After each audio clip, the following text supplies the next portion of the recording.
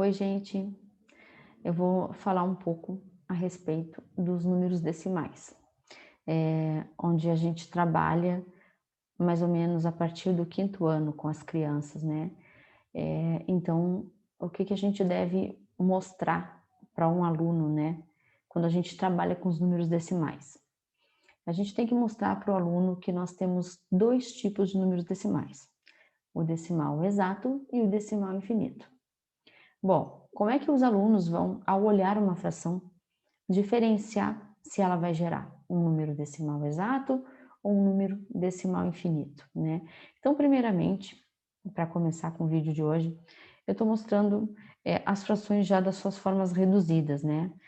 Então, eu peguei 3 exemplos de decimal exato e 3 exemplos de decimais infinitos, que são as dízimas periódicas que apavoram as crianças e muitas vezes até os adultos.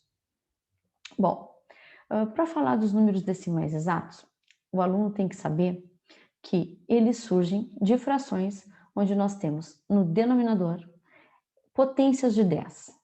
10 na 1, 10, então seria o primeiro exemplo ali, né? O denominador do primeiro exemplo é 1 sobre 10. Do segundo exemplo, nós temos 1 sobre 100, então ele é uma fração onde ela veio de 1 sobre 10 na 2, porque 10 na 2 é 100. Ali, 1 sobre 1000, 1 sobre 10 na 3. Então, na verdade, os números decimais exatos, eles surgem através de números que são divididos por potências de 10, tá?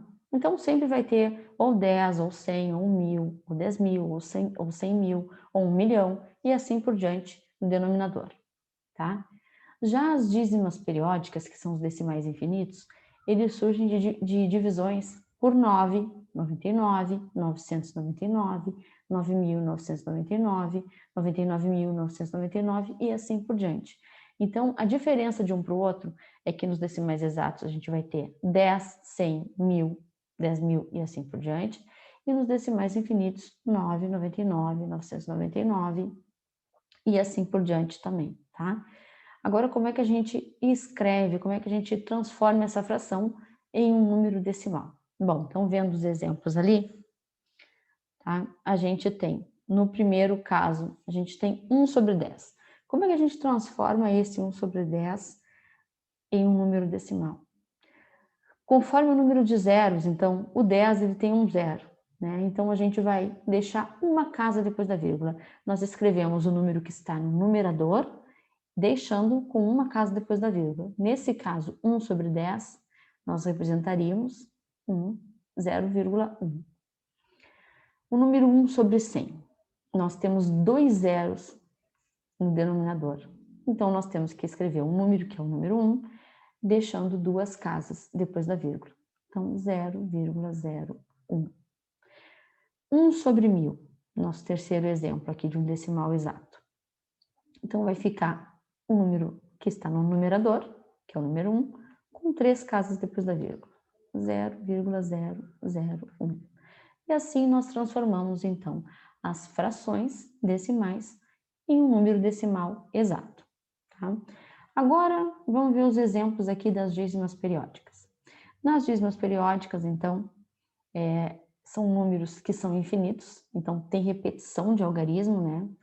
E conforme a quantidade de noves que a gente tem, é a quantidade que aquela dízima vai se repetir.